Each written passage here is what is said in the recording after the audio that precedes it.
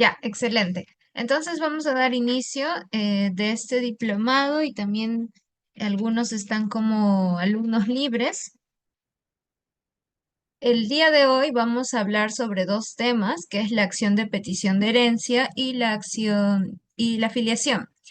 Y cómo estas se relacionan, pues justamente hemos traído el Pleno Jurisdiccional Nacional para que podamos ver, ¿no? ¿Qué es lo que sucede cuando estamos ante una situación de hijo que no ha sido reconocido y que quiere también ser parte de la herencia? Ahora, para esto, yo sé que muchos de ustedes han estado realizando o llevando clases de sucesiones, ¿no? Entonces, les voy a preguntar cosas básicas, ¿no? Mm, Cuando hay hijos y esposo o esposa, ¿quién hereda o heredan ambos? ¿Ustedes qué dicen? A ver, vamos a hacer un repaso de sus conocimientos de sucesiones. Si es que existen hijos y esposa, ¿hereda solo los hijos, hereda solo la esposa o heredan ambos? Bien, bien, acá todos ponen ambos. Perfecto. Otra pregunta. ¿Cuándo, cuándo cuando fallece una persona, cuando fallece el causante, cuándo se hace el traslado de la masa hereditaria? ¿Con la sucesión o al momento de la muerte?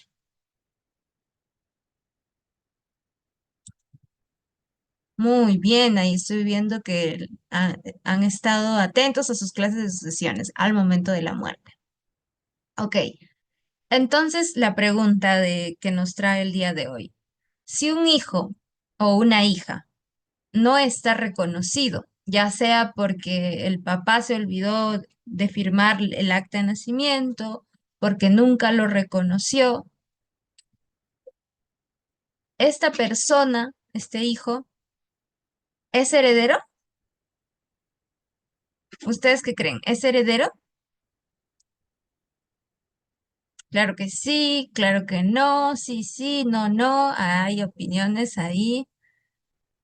Bien, primero reconocimiento, exacto. Bien, entonces vamos a responder eso el día de hoy porque justo vamos a desarrollar este tema, ¿no? A veces pasaba que, y en realidad es muy frecuente, aunque no lo crean, que un hijo o una hija no tenía la firma, ¿no?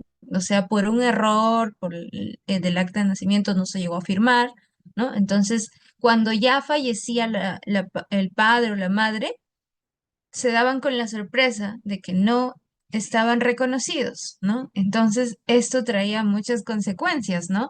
Porque si bien es cierto, si eres heredero, que eres hijo de esta persona, bajo la ley nada te garantiza que tú eres un heredero, ¿no? Porque no hay un acta de nacimiento que indique que sí, efectivamente hay una filiación entre tú y esa persona que acaba de fallecer.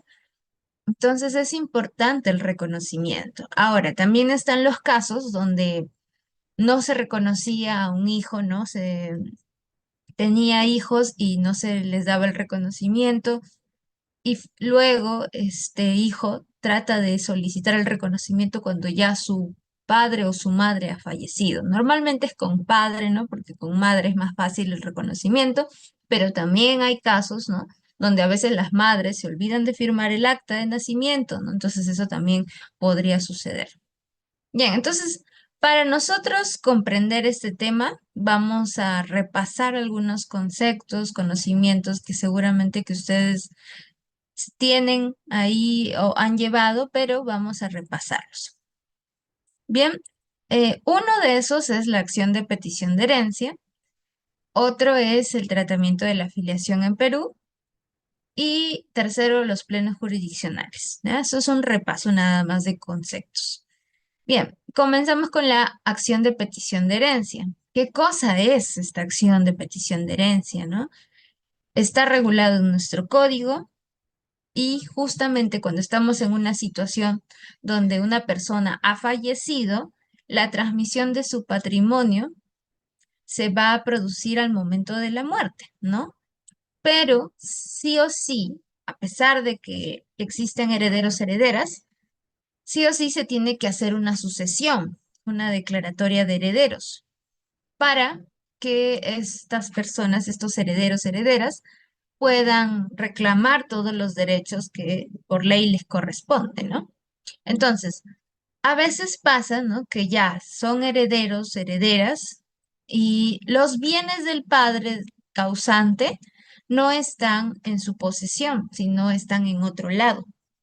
Podrían estar con un tercero, con otra familia, podrían estar con otro hermano, capaz son 10 hermanos y 3 hermanos viven en la casa y los otros 7 vivían en otras casas, ¿no? Entonces, estas situaciones se pueden dar, ¿no? De que los bienes no siempre van a estar en la posición, en la posesión de los herederos.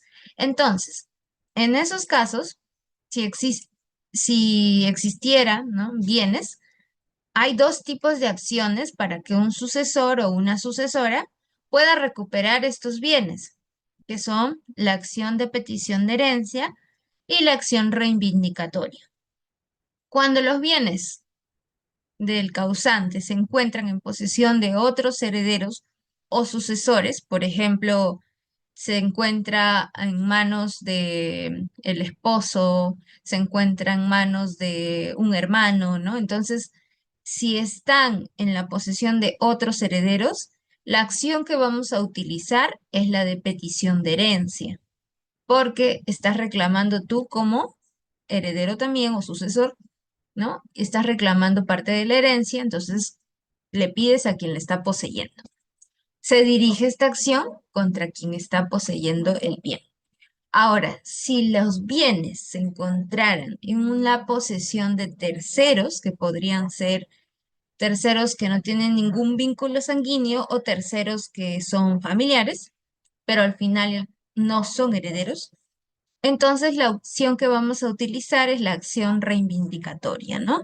Que es traer de vuelta los bienes. Estas dos acciones son como acciones reales y siempre las va a interponer un heredero o una heredera, ¿ya?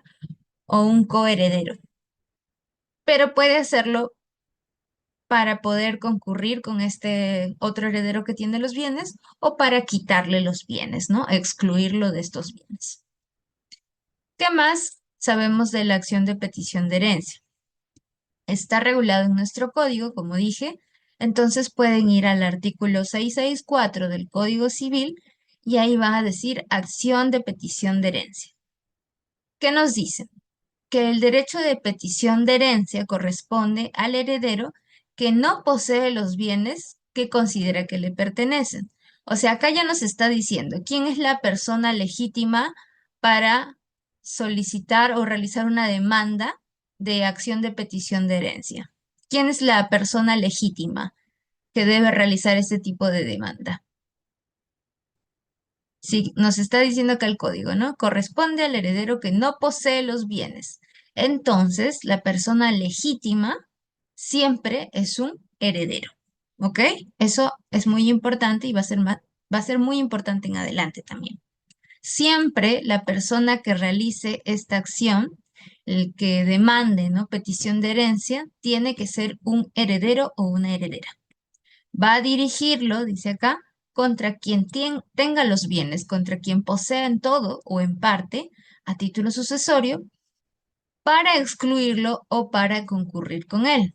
Excluir puede ser, ¿no? Que en caso le corresponda a esta persona todos los bienes, ¿no? Entonces lo puede excluir. O para concurrir para que ambos, ¿no? Cuenten y se repartan los bienes, ¿ok?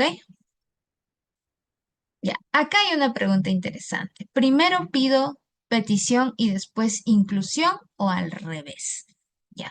La acción de petición de herencia tiene se puede acumular con otra petición, que es la declaratoria de herederos. Puede pasar, ¿no? Que yo soy heredera, ¿no? Y no me incluyeron en su sucesión intestada. Entonces, puedo hacer una acción de petición de herencia y a la vez acumularla con una declaratoria de herederos, porque necesito que se me declare como heredera y de paso también me den mi parte de la herencia, ¿no? Entonces, estas dos pretensiones se pueden acumular en esta misma demanda. Pero nuevamente, para eso yo tengo que ser heredero o heredera, ¿no? Justo el segundo párrafo lo dice. A la pretensión a que se refiere el párrafo anterior, se le puede acumular la de declarar heredero al peticionante, ¿no? O sea, no solo está pidiendo parte de la herencia, sino que se le declare heredero, porque ya seguramente existe una sucesión o un tanto puede ser testamentaria o intestada, ¿no? Donde él no está considerado, entonces se puede solicitar que se le declare heredero también y dice, habiéndose pronunciado declaración judicial de herederos, considerarse que con ella se ha preterido sus derechos. Preterido es que se han omitido sus derechos, ¿no? Porque evidentemente se lo ha omitido de la sucesión intestada o de la sucesión testada. ¿Qué más nos dice? Las pretensiones a que se refiere este artículo son imprescriptibles y se tramitan como un proceso de conocimiento. Entonces, un proceso de conocimiento, tal vez los que litigan lo saben, es un proceso más largo, donde acá se exponen las pruebas, es un proceso que tiene plazos más largos también, ¿no?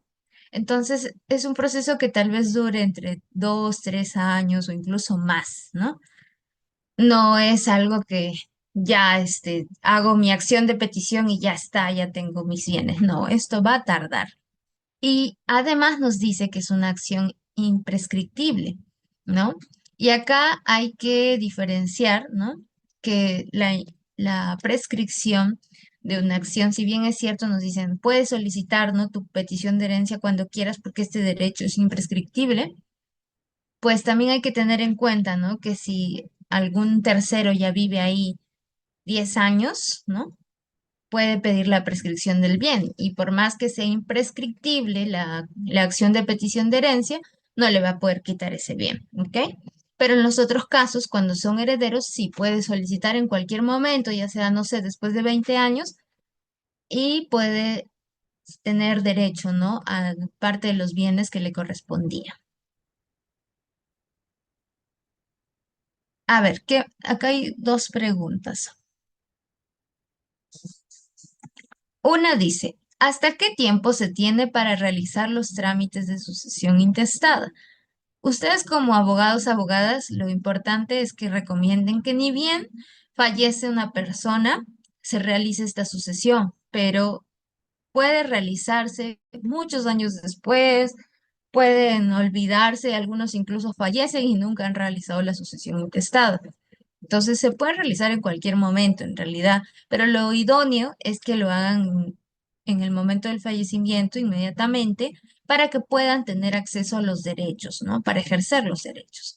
Esto normalmente lo hacen rápido cuando hay bienes, porque cuando no hay bienes es como que no es relevante para ellos, ¿no? Bien, a ver, y una más que vi acá.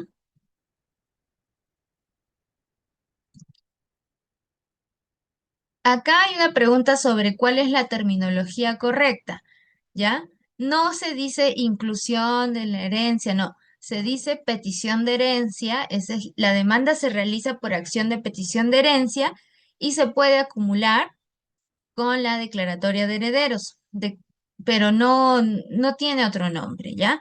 A veces yo he escuchado que dicen demanda de incorporación de herederos, o sea, al final viene a ser lo mismo, ¿no? El mismo objetivo se busca, pero en nuestro código se señala como declaratoria de herederos, ¿ya? Ya, y justo va la pregunta. Sofía nos dice, doctora, ¿y si no está declarado como heredero después de la muerte, pero sí es su hijo? Ese es el tema que nos trae el día de hoy este Pleno Nacional Jurisdiccional, ¿no? Pero primero tenemos que entender la acción de petición de herencia. Creo que ya está claro, ¿no? Que es la acción que realiza un sucesor, un heredero o heredera, para poder reclamar parte de los bienes que le corresponden y la realiza contra los otros herederos o coherederos. Ahora, acá hay dos conceptos más, ¿no? Que nos trae tanto Aguilar Llanos como Zárate del Pino.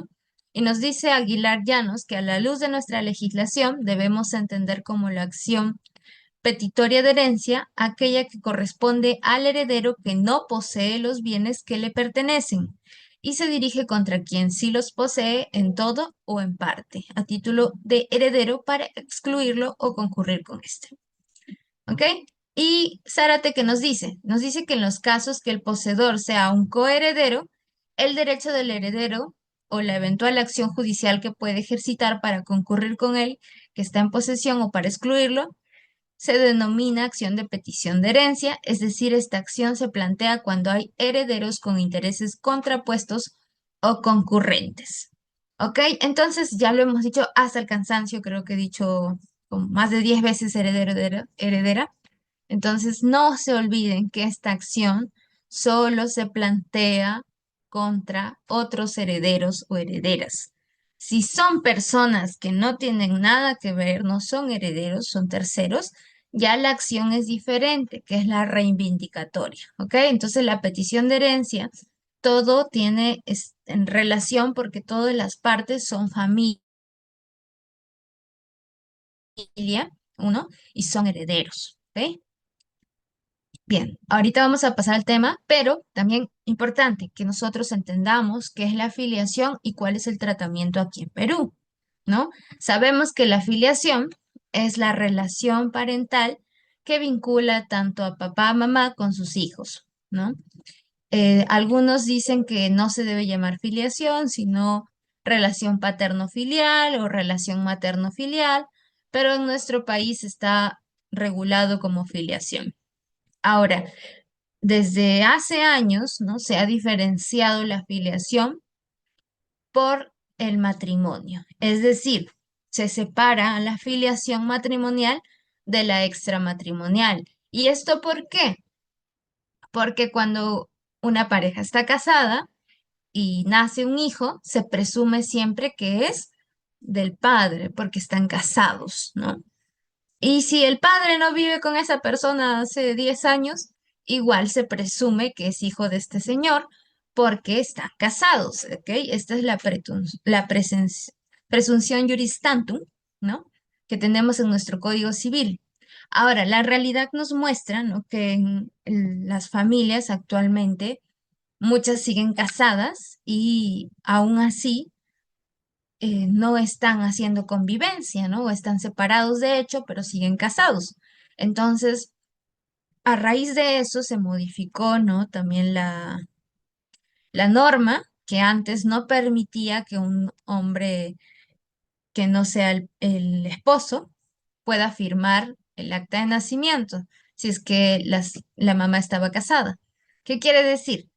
Que antes sí o sí, si había una separación, te tenías que divorciar porque si no el padre iba a ser el esposo y no el verdadero padre, ¿no?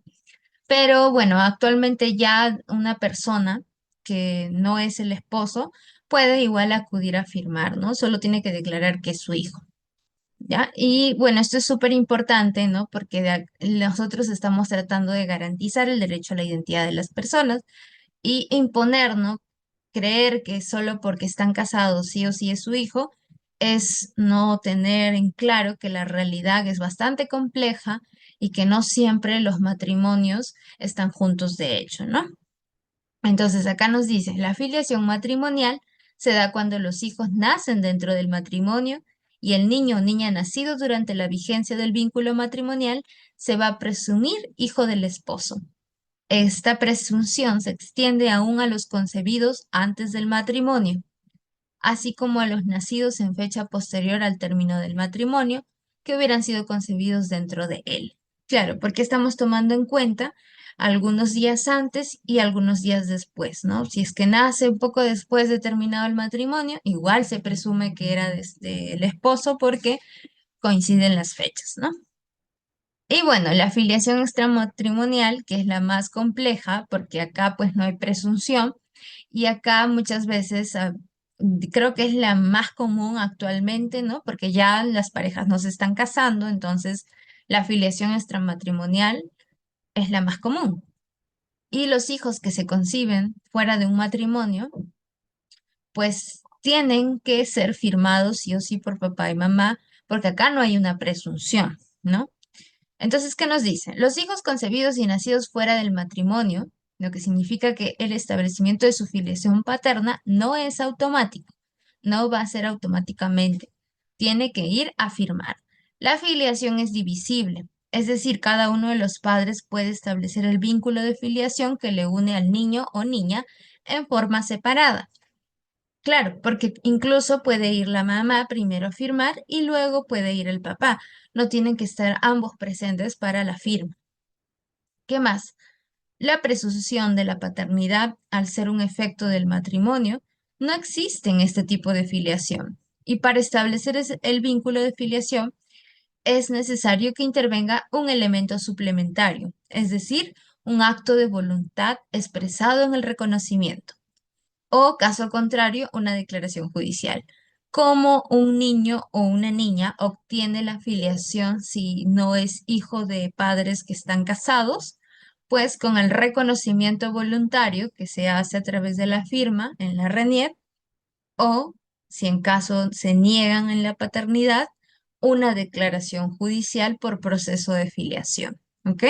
Y si es que vamos a acudir a un proceso de filiación, nos regimos por la ley 28457, que es la ley que regula el proceso de filiación judicial de paternidad extramatrimonial en el Perú. Y esto es una ley especial, es decir, tiene un proceso especial con sus propias normas. ¿Bien? Entonces, a eso hay que tenerlo claro. Vamos a estudiar las reglas de la afiliación al final, pero ya sabemos, ¿no? Que la que nos trae más problemas es la extramatrimonial.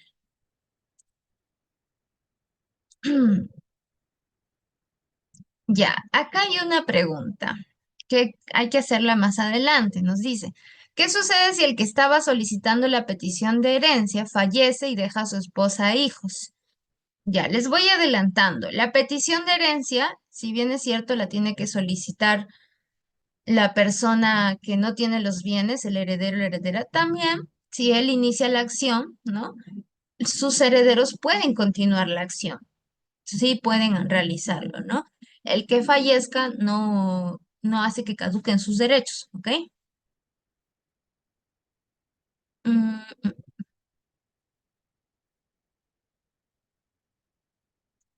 ya, acá hay una pregunta, ¿no? ¿Qué pasa si un heredero, ¿no?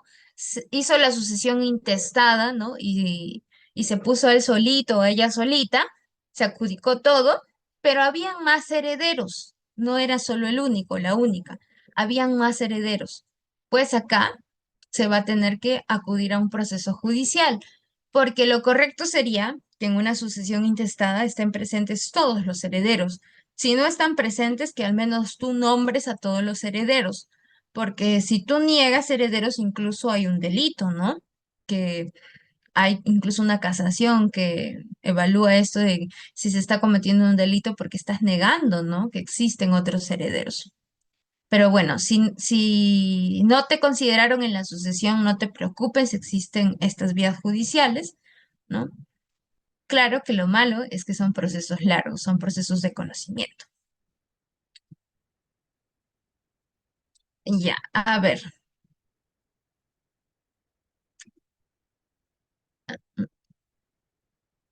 estoy leyendo a ver si hay una pregunta que esté en relación a lo que estamos haciendo, porque algunas están adelantando lo que vamos a hacer. Ya, creo que la mayoría está preguntando ya sobre el tema de acción de petición de herencia, así que vamos a pasar ahí. Ya, pero antes de eso, hay que ver qué cosa es un pleno jurisdiccional. Nosotros como profesionales de derecho nos vamos a encontrar con plenos, no solo los casatorios, ¿no? Que creo que la vez pasada estudiamos un pleno, el pleno casatorio, que hablaba sobre la disposición de bienes en un matrimonio. También existen plenos jurisdiccionales. La diferencia es que un pleno casatorio es sobre un caso en concreto que deriva la opinión de muchos otros, ¿no? O sea, no se evalúa solamente en esa sala y que va a tener decisiones vinculantes. Pero los plenos jurisdiccionales más bien son unas reuniones de jueces superiores o jueces supremos donde van a ellos examinar problemas cotidianos, es decir, se reúnen todos los jueces y dicen, en mi juzgado a cada rato llega este problema y, y yo decido de esta manera. Y otro dice, en mi juzgado llegan también y yo decido de esta otra manera. Ustedes saben que para los ciudadanos y las ciudadanas, el tener predictibilidad en las decisiones judiciales hace que haya mayor seguridad jurídica. Y si tenemos a jueces que deciden de diferentes maneras sobre un mismo tema, pues nosotros no sentimos seguridad jurídica, ¿no? Entonces, estas reuniones, estos plenos, se hacen justamente para que los jueces examinen estos problemas, intercambien sus opiniones y sus experiencias, luego van a debatir para llegar a una conclusión que va a ser el acuerdo plenario. Y estas conclusiones las van a exponer y las van a publicar. ¿Para qué? Para mejorar el ejercicio de la función jurisdiccional, ¿no? Entonces, el propósito es generar una unidad de criterios y así tener una jurisprudencia más uniforme y también que sean, como dije, más previsibles las decisiones judiciales para que así la sociedad se sienta segura, que tenga seguridad jurídica frente a los casos que llevan.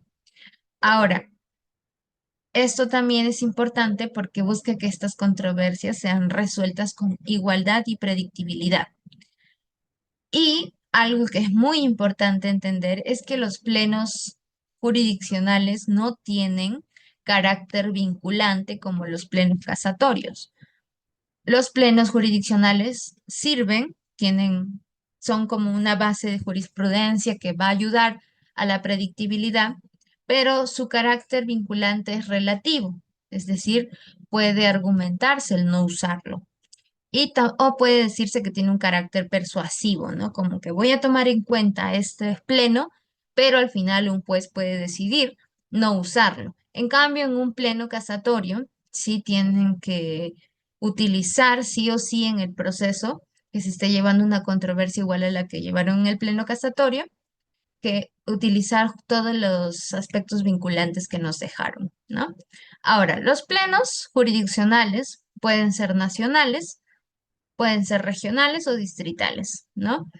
Ya entendemos, ¿no? Que regionales es cuando se reúnen varios distritos judiciales para poder evaluar un tema en concreto. Pero no solo un tema, normalmente los plenos desarrollan dos, tres, cuatro temas en específico y el acuerdo plenario sale con las conclusiones de todos estos temas. ¿Ok?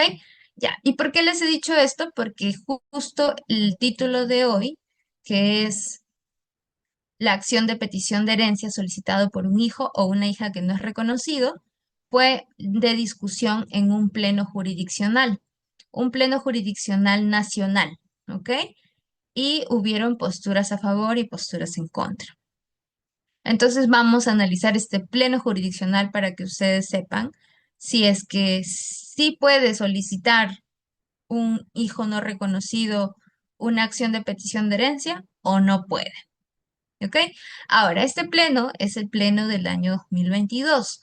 Cuando ustedes buscan los plenos, van a encontrar plenos que están especializados en familia también, pero este es el pleno de civil y procesal civil. ¿Ok?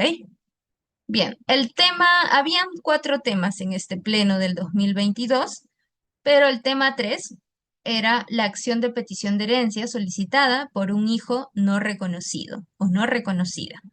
Entonces los jueces se formularon la siguiente interrogante, que es, en un proceso de petición de herencia, ¿se puede ingresar a examinar la filiación extramatrimonial si ésta ha sido alegada, discutida y probada? Ok, entonces acá creo que tenemos muchas posiciones, ¿no? Hubo una primera ponencia que dijo, ¿no? Que sí se puede acá evaluar la filiación extramatrimonial porque es un proceso de conocimiento, es decir, que se puede exponer las pruebas y la filiación ya ha sido debatida y discutida, ¿no? Y en una segunda ponencia dicen, no, no se puede evaluar la filiación extramatrimonial porque no es parte de la pretensión y incluso, ¿no? Está el hecho de la legitimidad para obrar. Si no es heredero, entonces no tiene legitimidad para solicitar petición de herencia, ¿no? Entonces, ¿ustedes qué creen? ¿Que ganó la uno o la 2? ¿Qué creen? A ver, quiero leerlos. ¿La primera ponencia o la segunda ponencia? Escriban uno si están de acuerdo con la primera o dos si están de acuerdo con la segunda. Peter nos pone la 2, Rocío nos pone la uno, Ana la 2, Diego la 2, Hipólito la uno. Wow, tenemos opiniones controvertidas. Igual que los jueces, ¿no? Igual que los jueces que tampoco se decidían. Uno, dos. Ok. Tenemos diferentes posturas. Y bueno, aquí no vamos a evaluar cuál es la correcta, porque creo que ambas posturas tienen muy buenos argumentos, ¿no? De hecho, si vamos a la formalidad, diríamos no, porque carece de legitimidad, pero si vamos por el tema de tutela, también es un proceso que involucra, ¿no? Acciones que pueden también incluir casos de familia, por ejemplo, un niño que no ha sido reconocido, entonces tal vez tendremos que tener flexibilidad. Entonces, todo eso se evaluó al momento de dar estas ponencias. La primera ponencia nos indicó así, que si en el procedimiento de declaración de herederos, ya sea por vía notarial o judicial, se ha preterido, o sea, se ha omitido al demandante y éste solicita la petición de herencia y su declaratoria como heredero, nada impide que si hay cuestionamiento sobre la filiación del demandante en relación al causante, sea por razones que fuera, como falta de reconocimiento en la partida de nacimiento, documentos siniestrados, perdidos, o extraviados. Sea lo que sea, ésta pueda dilucidarse en el proceso de petición de herencia a fin de determinar si el demandante tiene vocación hereditaria. ¿No? Acá estamos viendo que la primera ponencia era de la postura de sí podemos ver filiación, ¿no? Nada impide que veamos la filiación si es que fuera por las razones que fuera, ¿no? Se invoca en este proceso de acción de petición de herencia. ¿Y qué más nos dice? De tal forma que en el mismo proceso puede disponer la actuación de una prueba de ADN, a efectos de determinar la filiación del demandante con la causante máxime si existe prueba indiciaria que permitiría corroborar dicha filiación como fotografías, pruebas testimoniales u otros. O sea, nos está diciendo que dentro de la acción de petición de herencia, que es un proceso de conocimiento, vamos incluso a realizar una prueba de ADN para que se determine la filiación, pudiéndose incluir otro tipo de pruebas indiciarias, como las fotografías, las pruebas testimoniales u otras que ayuden a comprobar que efectivamente había una filiación ahí. En esta postura, en el caso de negativa del demandado de someterse a la prueba del ADN, acá el demandado, ¿quién sería? Si ya ha fallecido el causante, el demandado es un familiar, tal vez un hermano, ¿no? Si se niega a someterse a la prueba, esa conducta se va a evaluar, ¿no? Se va a evaluar en el proceso bajo los apercibimientos y apremios que confiere la ley. Esta es la primera ponencia y como bien dice acá, aquí en esta primera ponencia prima el derecho a una tutela jurisdiccional efectiva. Es decir, no posterguemos el debate y no hagamos que una persona tenga que hacer varios procesos judiciales para que pueda salvaguardar su derecho, sino que más bien en una sola vía se pueda llevar todo esto, ¿no? Entonces lo vemos como que la justicia, la Administración de Justicia está evaluando que el hecho de atender en un solo proceso este conflicto es más bien garantizar la tutela jurisdiccional efectiva, ¿ya? Entonces, como ya estaremos, creo que suponiendo, porque he leído toda la ponencia de la primera del acuerdo, esta es la postura que los jueces votaron en mayoría. ¿Cómo votaron? 78 votos por la primera ponencia y por la segunda, que es la de que no podemos evaluar la afiliación, 34 abstenciones. Entonces, como por mayoría se adoptó la postura de la primera ponencia, esto se publicó en el acuerdo plenario, ¿no? ¿Qué cosa nos dice entonces? Que sí se puede en un proceso de petición de herencia invocar la filiación extramatrimonial. ¿Ok? Ahora, existen argumentos, no es que se hizo porque quisieron o porque se les dio la gana, ¿no? Entonces los jueces todos votaron por argumentos. Y acá es importante también tal vez tener en cuenta cómo se lleva a cabo un pleno jurisdiccional. En un pleno jurisdiccional nacional al menos, se separan en varios grupos, digamos 10 jueces, 10 jueces acá, 10 jueces allá, así, varios grupos, ¿no? Y estos grupos van a debatir estas propuestas, estas dos ponencias, y van a decir con cuál están más a favor o más en contra. Y cada voto es tomado en consideración. Pero no se hace como un debate entre todos, porque imaginemos una sala gigante de discusión con un montón de jueces, no se va a poder llegar a un acuerdo. Por eso es que se los agrupa, ¿no? Y cada uno, cada grupo va a generar un debate, va a generar una conclusión también, ¿no? Entonces, eso es interesante. Y en estos debates, ellos argumentaron varias cosas, entre ellas, yo he sacado estas tres que me parecen como las más relevantes de los plenos, de este pleno jurisdiccional, ¿no? En uno de los argumentos fue esto de la tutela jurisdiccional efectiva, ¿no?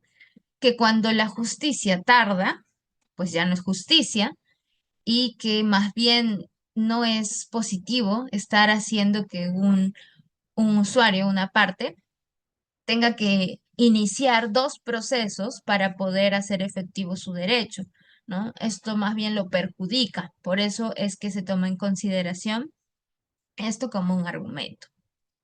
Ahora, también nos indican que el pleno casatorio, el tercero, no sé si recuerdan, que nos dice que en casos de familia hay que tener flexibilidad, ¿no? No en todos los casos, pero sí es cierto que nos piden, ¿no? Al menos a la Administración de Justicia se le pide que haya mayor flexibilidad cuando están involucrados derechos de primera necesidad o el interés superior del niño, ¿no? Entonces, es importante también tener en cuenta, ¿no? Que se tiene que tener flexibilidad con algunos casos de familia. ¿Qué más? Acá nos dice también que la ley orgánica del Poder Judicial nos dice que los procesos deben ser legal, cumplir con los principios de legalidad, concentración, celeridad, economía, oralidad, pudiendo ser perjudicial para un litigante orientarlo a que siga dos procesos judiciales, ¿no? Acá nuevamente están invocando el hacer dos procesos judiciales no cumple con los principios que el Poder Judicial nos indica de que tengan que ser céleres, de que se deben concentrar, ¿no? Entonces, si es algo evitable para el usuario, la usuaria que acude a la Administración de Justicia, ¿por qué no realizarlo, no? ¿Qué más nos dicen? Que en un proceso de conocimiento, justamente como ese conocimiento, hay una tutela plena y amplia, ¿no? Y acá se pueden analizar estas pruebas que demuestren la filiación, ¿no? También se puede realizar esta prueba de ADN porque es un proceso de conocimiento, entonces va a haber una audiencia. Y entonces, al ser un proceso tan largo y también tan completo, porque el proceso de conocimiento es muy completo a diferencia de otros, no habría razón para no evaluar también la afiliación extramatrimonial si estamos buscando, ¿no?, la vocación hereditaria. Entonces, por esta razón, también están de acuerdo con que se dé la afiliación dentro de una acción de petición de herencia. Ahora, ¿también hay argumentos en contra? Sí, y creo que la mayoría de argumentos en contra se basa en que no hay capacidad, no hay legitimidad para obrar, porque esta persona que está solicitando la petición de herencia no está aún declarada como heredero o heredera y por ende no tiene, ¿no?, la legitimidad para poder iniciar un proceso así. Pero recordemos que este proceso de acción de petición de herencia puede ser acumulado con la declaratoria de herederos. Entonces, por ahí, como que este argumento un poco podría flexibilizarse, ¿ok? Entonces, a ver, vamos a ver si hay alguna pregunta en referente a esto que he dicho.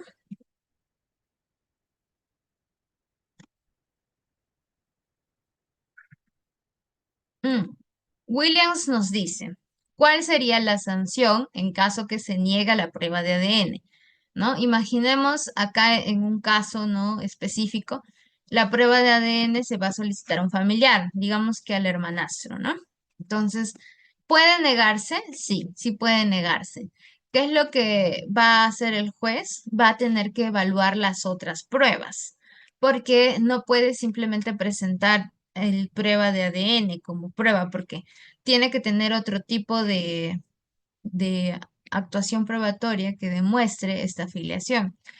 Y también va a evaluar las razones por las cuales esta persona se niega a realizar la prueba de ADN, ¿no?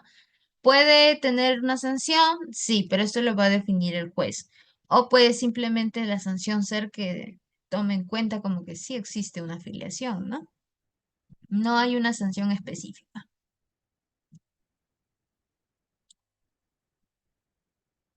Ah, una buena pregunta, dice. Doctora, si los demandados se allanan y admiten que el demandante es hijo del causante, igual debe pasar los 3 años en el proceso.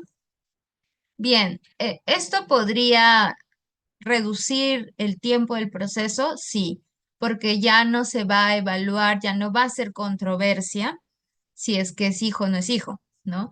Pero sí tiene que seguir todo su trámite.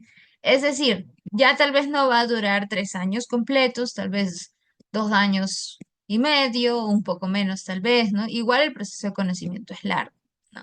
Por eso lo ideal es que cuando se hace la sucesión intestada, se tome en cuenta ahí a todos los herederos, porque luego acudir a un proceso judicial es engorroso, ¿ok?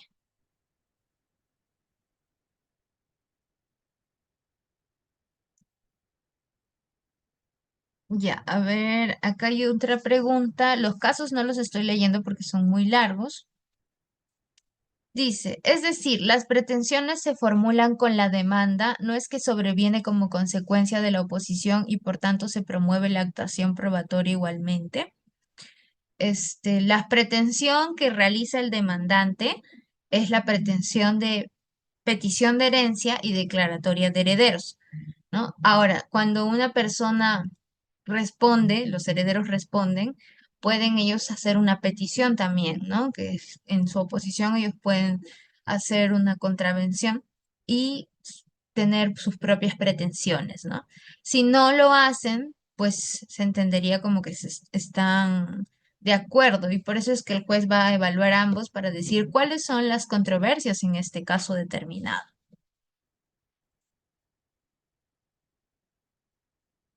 La prueba de ADN lo puede solicitar el heredero que no ha sido considerado en la sucesión.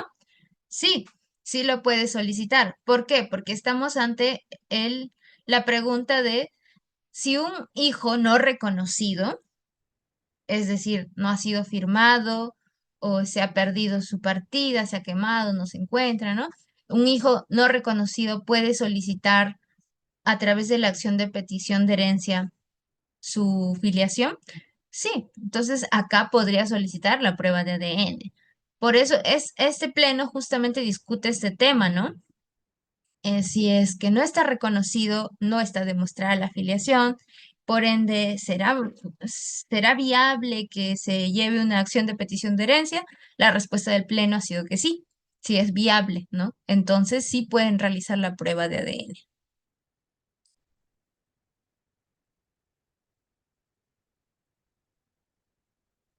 Otras, hay más preguntas sobre qué hacer, ¿no? Si es que el hijo, que sí está reconocido, se niega a dar la prueba de ADN, ¿no? Acá, pues, no se puede obligar a una persona a realizarse la prueba, eso hay que tenerlo en cuenta. Así que el juez va a tener que evaluar con los otros medios probatorios, pero también el juez va a pedir a la parte que exponga las razones por las cuales no quiere, ¿no? Realizarse la prueba. Y eso el juez lo va a evaluar y va a considerar si es que sí se va a tomar en cuenta si va a haber filiación o no, ¿ya? Pero no podemos obligarlo. Ya. Hay una pregunta interesante acá. Dice, ¿pueden incluir a un hijo no firmado como heredero en la sucesión?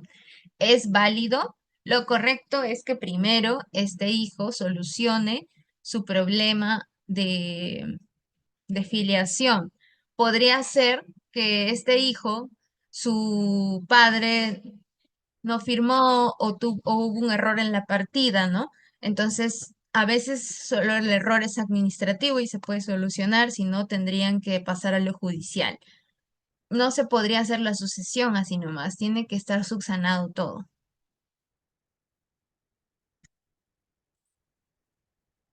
Ya. Bien, entonces, bueno, como dije, no voy a responder los casos en concreto porque si no nos vamos a tardar mucho. Si es que sobra tiempo, si lo pueden hacer. Recordemos que Udeápolis nos indica que para que puedan preguntar al final tienen que tener la cámara prendida toda la sesión. Ya. ¿Resulta vinculante este acuerdo plenario para futuras demandas de petición de herencia?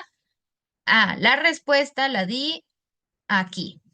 Los plenos jurisdiccionales, si bien no son como un pleno casatorio que es vinculante y sí o sí todos tenemos que a nivel nacional obedecer, los plenos jurisdiccionales son vinculantes relativamente, es decir, que no nos obligan a tomar la misma postura, pero sí son persuasivas, tienen carácter persuasivo, es decir, buscan que se tome esta postura.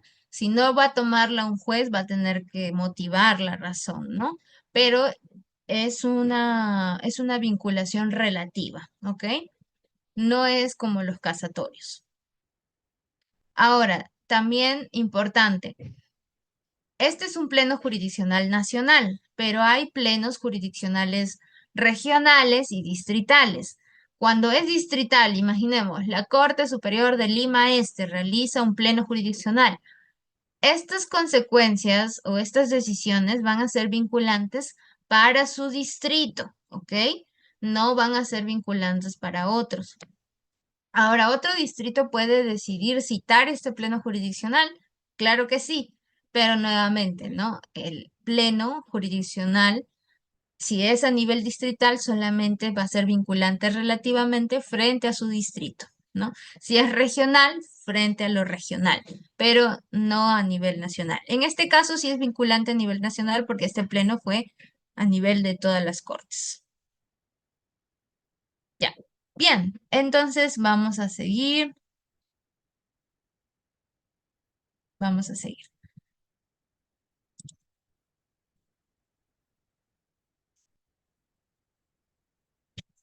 Reflexiones sobre el tratamiento de la afiliación en Perú. Para nosotros entender todo lo logrado en el ámbito de la afiliación, hay que tal vez revisar las anteriores normativas, nuestro ordenamiento jurídico, cómo ha ido evolucionando, ¿no? La afiliación es esta relación paterno-filial, materno-filial que se desarrolla con los hijos. En base a esta afiliación es que nacen derechos, ¿no? Por ejemplo, si un hijo no está reconocido, no tiene una afiliación con el padre, no puede solicitar una pensión de alimentos. Si un hijo no está reconocido, no puede solicitar acceder a la herencia, ¿no? Así como estamos viendo este problema, no lo puede hacer porque no está reconocido. Por eso la afiliación es importantísima porque va a abrir paso a otros derechos, ¿ok?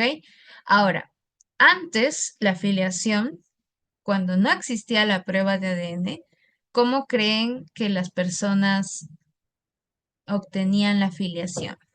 Cuando no existía la prueba de ADN. A ver, alguien, si se anima a escribir, porque pensemos, antes no existía tanta tecnología, no existía la prueba biológica de ADN. ¿Qué es lo que se hacía para poder demostrar que era el papá que era el papá básicamente, porque la maternidad es más fácil de demostrar? Muy bien, ahí nos ponen fotos, cartas, tres testigos, pruebas de sangre no, porque no existía. Pruebas documentales, bien, exacto, ¿no? Antes tenían que presentar pruebas documentales, fotografías, ¿no? Y esto tendría que ser suficiente para un juez o una jueza para decir si había afiliación o no había afiliación. ¿Y qué creen que era la mayoría de decisiones? ¿Que sí había afiliación o que no había afiliación? Ustedes como jueces podrían a través de una carta decir si hay afiliación. Pues la respuesta es que no. La mayoría de casos no se podía acreditar la afiliación por la falta de pruebas idóneas, ¿no?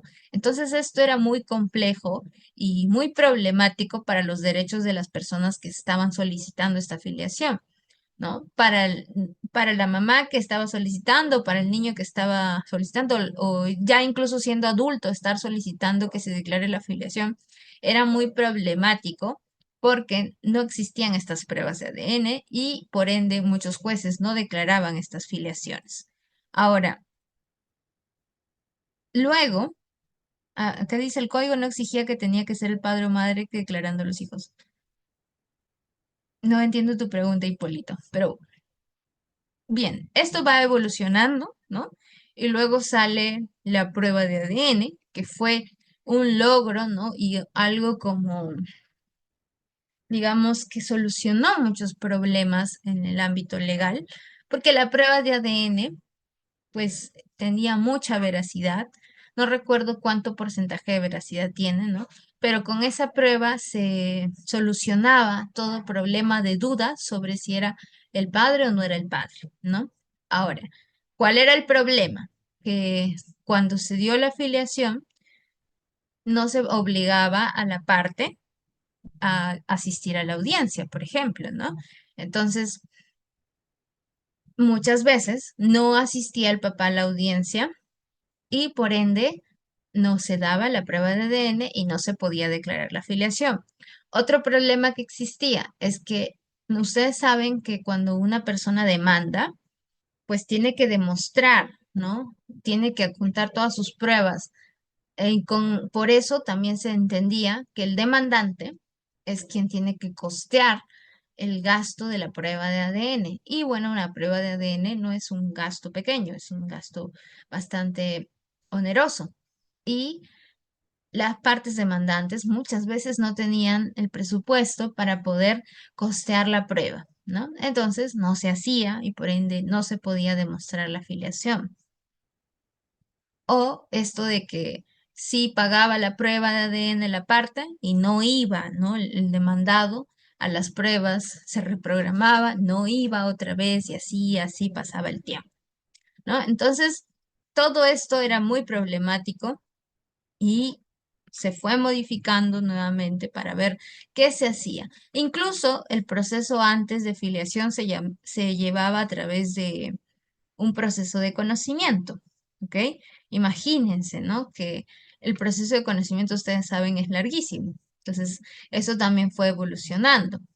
Y en el año 2001, ¿no? Sale la ley 28457, que es una ley que trae bastantes novedades, ¿no? Para las personas que estaban siendo afectadas por este problema de la afiliación, que en realidad hasta la actualidad hay muchas personas que tienen que iniciar un proceso judicial de filiación porque socialmente hay un gran problema, ¿no? De que no se quiere reconocer a los hijos, al menos a nivel de paternidad. Tenemos mucha paternidad ausente que no reconoce a sus hijos, ¿no? Entonces, esto desemboca muchos procesos judiciales.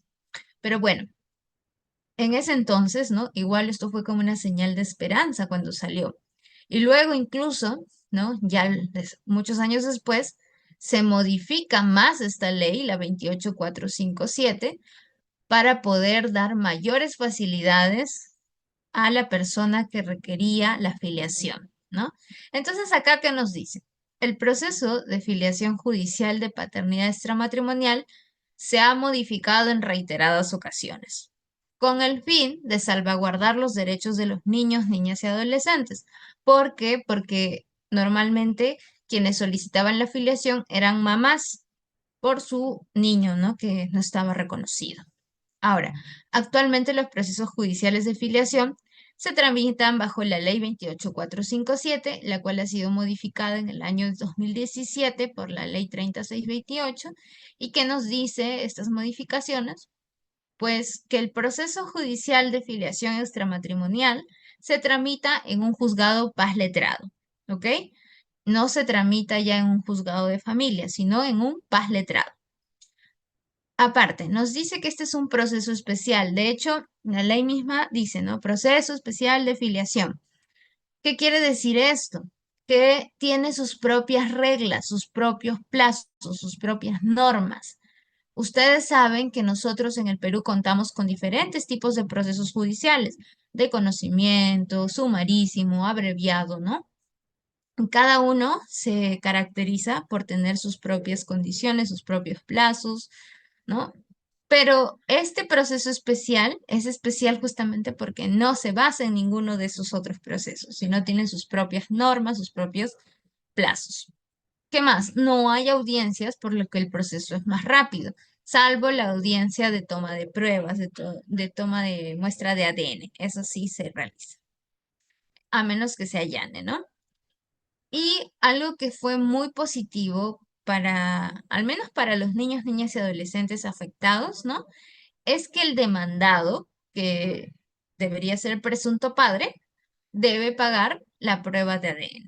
Es decir, el costo y los gastos de esta prueba las debía asumir el demandado. Eso es positivo porque si esta persona era la que se negaba, ¿no? a firmar, lo justo sería que él costee, ¿no? estos gastos.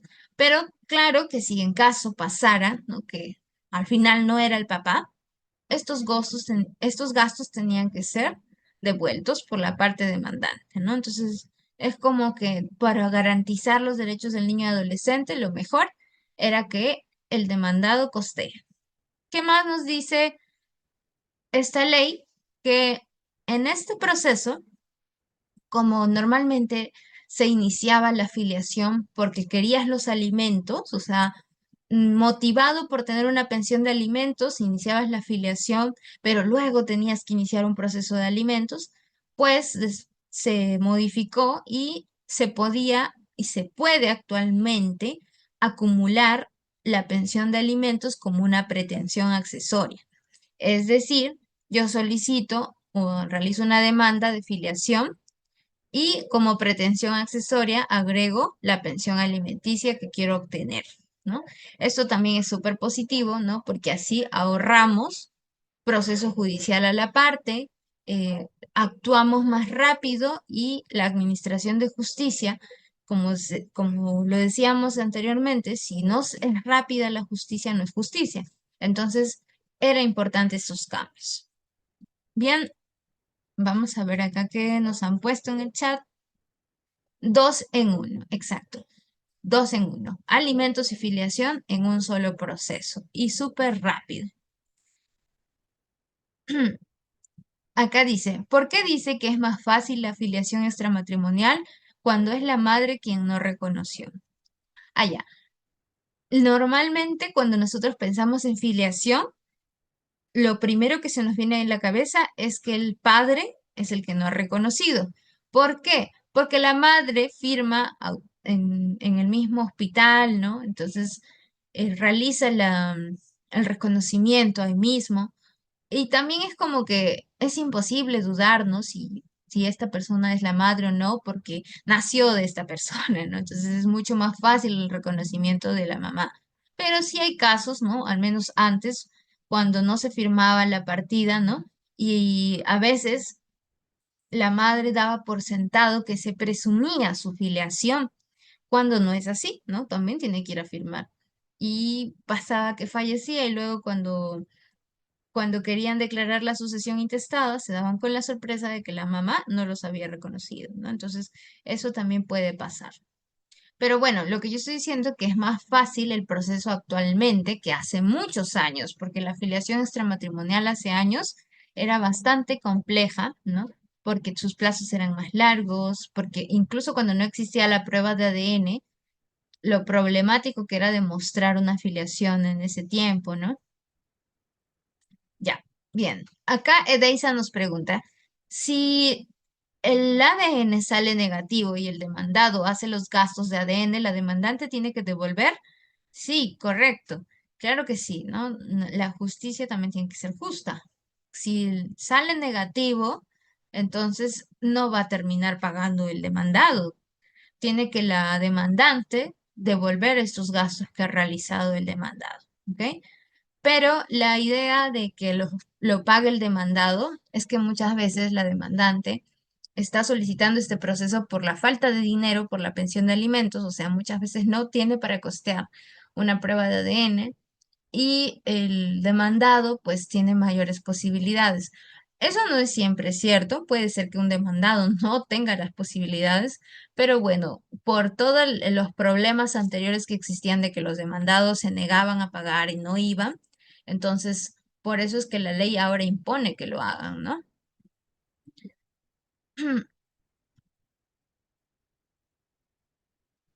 Ah, ya, nos preguntan. Ya, se declara la afiliación, los alimentos, ¿y qué pasa con la tenencia y el régimen de visitas? ¿Se podrá hacer en el mismo proceso? Bueno, creo que ya es bastante, ¿no? Con tener filiación y alimentos en un solo proceso. Para poder tener la tenencia legal, se tiene que seguir un proceso judicial diferente en, en un juzgado de familia. Esto ya no se ve en un juzgado paz letrado, la tenencia se ve en juzgado de familia con un juez especializado en familia. El régimen de visitas también es un proceso más largo, a pesar de que no es de conocimiento, es un proceso un poco más largo, ¿no? Donde tienes que presentar tus propias pruebas, ¿no? Entonces, acá, por ejemplo, este proceso sí cuesta, ¿no? Sí se requiere de abogado, a diferencia del de filiación, que no. ¿No? Y el de alimentos tampoco, ¿no? Entonces, son procesos un poco más costosos, un poco más largos por la misma complejidad que tienen. Pero sí, tú puedes hacer tu demanda de filiación con tu pretensión accesoria de alimentos y luego de eso, ya declarada la filiación, puedes solicitar una demanda de tenencia con una propuesta de régimen de visitas, ¿no? Sí, lo puedes hacer inmediatamente, no hay problema. Julián Gaspar nos pone el ejemplo de Toledo. Sí, es el mejor ejemplo, creo, ¿no? En nuestro país, no sé si recuerdan, ¿no? Que Toledo tenía una hija que no quería firmar, ¿no? Y esto fue un caso bastante mediático, ¿no? Entonces, todos estos problemas existían antes, ¿no? Y lamentablemente las personas afectadas muchas veces eran los niños, niñas y adolescentes. Ah, Juan Carlos Purizaca nos pregunta, si sé que hay otro heredero, pero que no tiene su partida correcta, ¿puedo iniciar una sucesión intestada para que se me declare único heredero? Ok, mira, de que puedes, ¿no? Puedes hacer tu sucesión intestada, pero si tú sabes que existe otro heredero, también sabrás que este otro heredero en cualquier momento puede solicitar que se haga efectivo sus derechos y solicitar, ¿no? Una acción de petición de herencia. Y al final tu sucesión va a quedar anulada. ¿No? Porque no reconociste el derecho del otro heredero. Ahora tú puedes decir, pero no es justo si esta persona no tenía su partida correcta. Sí, pero si ya tú sabes que sí era hijo, está ahí el derecho, ¿no? Solamente que el reconocimiento requiere un acta que pueda ser correcta, ¿no? Incluso a veces hay errores en las partidas que se pueden corregir con un trámite administrativo y no judicial, ¿no? Si fuera así, incluso más rápido. Entonces, ¿puedes tú realizar eso? Sí, pero luego pueden anular tu sucesión. Bien, Sandro nos dice, ¿puede solicitarse la afiliación extramatrimonial y cambio de nombre? Ah, no, el cambio de nombre, no sé si te refieres a un cambio total de nombre por un error específico, entendería que es por el error específico, eso es otro trámite, ¿ok? En la afiliación no se puede hacer. Primero tienes que hacer ese cambio de nombre. Bien, entonces sigamos con el proceso judicial de filiación. Actualmente el artículo 1 es así, antes era mucho más pequeño, ¿no? No sé si se ve. ¿Se ve acá la ley? Una ley. Sí, doctora, del Poder Ejecutivo. Ah, ya, genial. Ya, miren, acá el artículo 1 era más pequeño, ¿no? El artículo 2 también era solo esto. Pero actualmente estos artículos ya han sido modificados y ya no son así, sino, ay, déjenme ver, sino que son más amplios, ¿no? Ya, entonces, ¿qué cosa es lo que ha cambiado? Por eso, bueno, digamos que es un proceso más moderno, pero ya pues ya tiene varios años, desde el 2017, ¿no? Pero sigue siendo un proceso mucho más moderno que el que teníamos antes, ¿no? Entonces, la demanda y la acumulación de pretensiones están normadas en el artículo 1 de esta ley.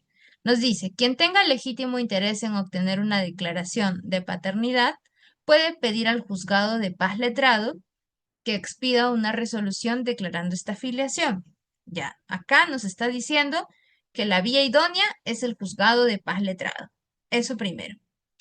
En este mismo proceso puede acumularse como una pretensión accesoria la fijación de una pensión alimentaria de conformidad con lo establecido en el último párrafo del artículo 85 del Código Procesal Civil.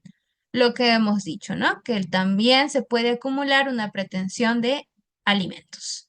¿Qué más nos dicen? En este caso, el juzgado va a correr traslado al emplazado de la pretensión de declaratoria de paternidad y de pretensión de alimentos. ¿Ok? Es función del juez, del juzgado, del paz letrado, correr traslado de esta demanda, ¿no? Donde están solicitando la afiliación. El plazo, ¿cuál es? El emplazado tiene un plazo no mayor de 10 días para, desde que fue notificado, para oponerse a la declaración de paternidad extramatrimonial y absolver también el traslado de la pretensión de alimentos, sujetándose a lo establecido en el artículo 565 del Código Procesal Civil. ¿Qué quiere decir? Que uno, que el plazo es 10 días para contestar. O sea, el demandado, que normalmente es el papá, tiene que contestar en 10 días. Si no, ¿qué va a pasar? Nos va a decir en el otro párrafo. Pero también nos dice, ¿no? Que en esa oposición que realice, o en esa contestación que realice, tiene que también absorber traslado de la pretensión de alimentos, porque qué tal, ¿no? Que la persona está solicitando una pensión muy alta, tal vez, ¿no? Entonces, él también tiene que demostrar sus ingresos ahí, tal como un proceso de alimentos, ¿no? Que el demandado tiene que demostrar por qué quiere dar tal pensión, ¿no? Todo eso lo tendría que hacer en esta misma oposición. Ahora, el siguiente párrafo nos dice, si el emplazado no formula oposición dentro del plazo de 10 días de haber sido notificado, válidamente, eso sí, el juzgado declara la paternidad extramatrimonial y dictará sentencia pronunciándose además sobre la pretensión de alimentos.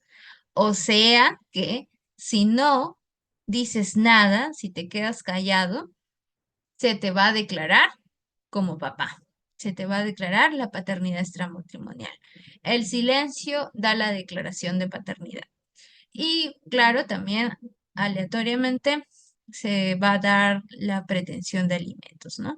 Es decir, el juez va a sacar una sentencia donde declare la filiación y también declare cuánto se va a dar de pensión de alimentos. En su momento, esta norma fue muy criticada porque se decía, ¿cómo es posible, no, que por no contestar ya seas padre, ¿no? Entonces, como que se sentía que era una decisión muy radical.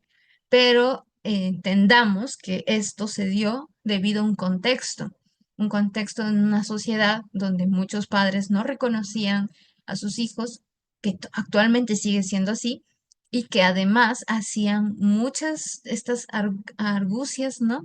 Donde de alguna manera alargaban el proceso o trataban de dificultar el proceso para no poder llegar a la sentencia, ¿no? Entonces, esto fue lo que motivó a que se modifique la norma para que sea actualmente de esta forma.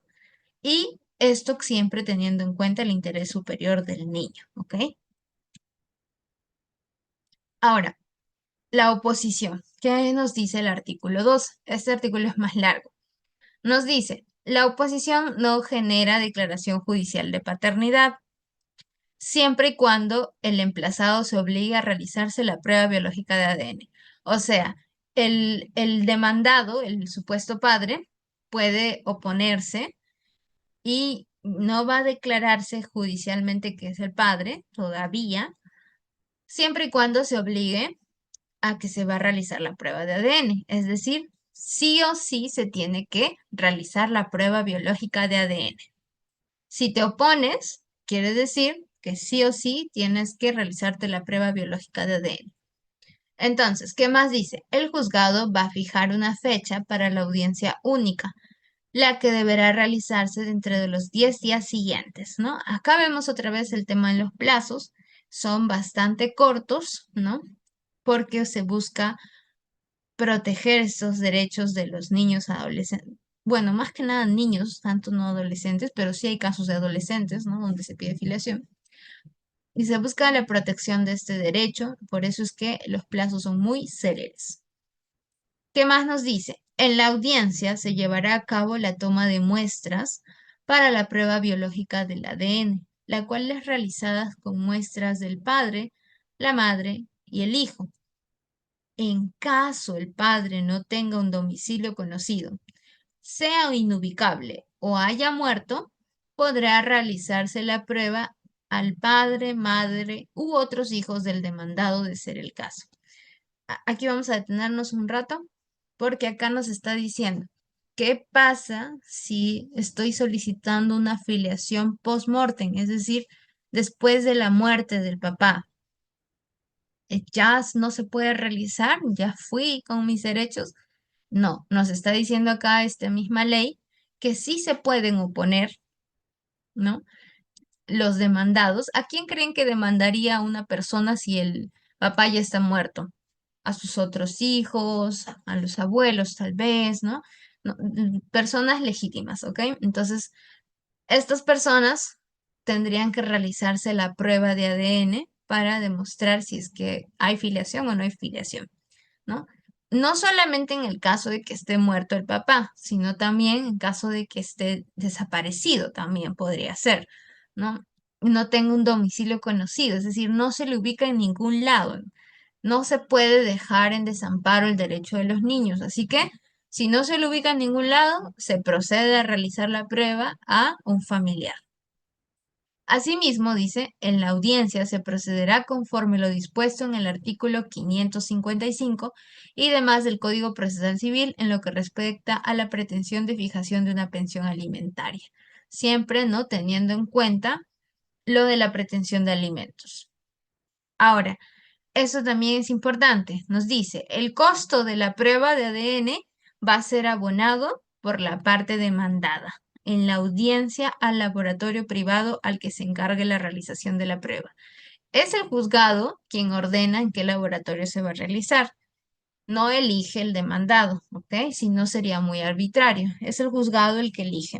Y de acuerdo al costo, ¿no? Él tiene que abonar ese depósito para que se realice la prueba.